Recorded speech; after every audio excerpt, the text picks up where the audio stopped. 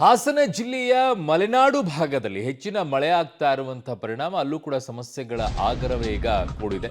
ಪ್ರವಾಹದ ಮಟ್ಟವನ್ನ ಮೀರಿ ಹರಿತಾ ಇರುವಂತದ್ದು ಹೇಮಾವತಿ ನದಿ. ಹೊಳೆಮಲ್ಲೇಶ್ವರ ದೇಗುಲದ ಮೆಟ್ಟಿಲುಗಳು ಜಲಾವೃತವಾಗಿದೆ. 2 ವರ್ಷದ ಬಳಿಕ ತುಂಬಿ ಹರಿತಾ ಇರುವಂತದ್ದು ಹೇಮಾವತಿ ಜಲಾಶಯಕ್ಕೆ 35,871 ಕ್ಯೂಸೆಕ್ ಒಳಹರಿವಿದೆ. ಹಾಸನ ತಾಲೂಕಿನ ಗೊರೂರಿನಲ್ಲಿ ನಿಮಗೆ ಹೇಮಾವತಿ ಡ್ಯಾಮ್ ಲಭ್ಯವಾಗುತ್ತೆ. ಬಹಳ ಚೆನ್ನಾಗಿದೆ, ದೊಡ್ಡದಾಗಿ. ಸೊ 2 ವರ್ಷದ ಬಳಿಕ ಈಗ ತುಂಬಿ ಹರಿತಾ ಇದೆ ಹೇಮಾವತಿ. ನೋಡೋದೇ ಒಂದು ಚಂದ. ಅದು ನೋಡ್ತಾ ಇದ್ದೀರಾ ದೃಶ್ಯಾವಳಿಗಳಲ್ಲಿ. ಈಗ ಹಲವು ಕಡೆಗಳಲ್ಲಿ ಸ್ವಲ್ಪ ಎಚ್ಚರಿಕೆಯಿಂದ, ನದಿ ಪಾತ್ರದ ಜನರಿಗೆ ಎಚ್ಚರಿಕೆಯಿಂದ ಹೇಳಿದ್ದಾರೆ.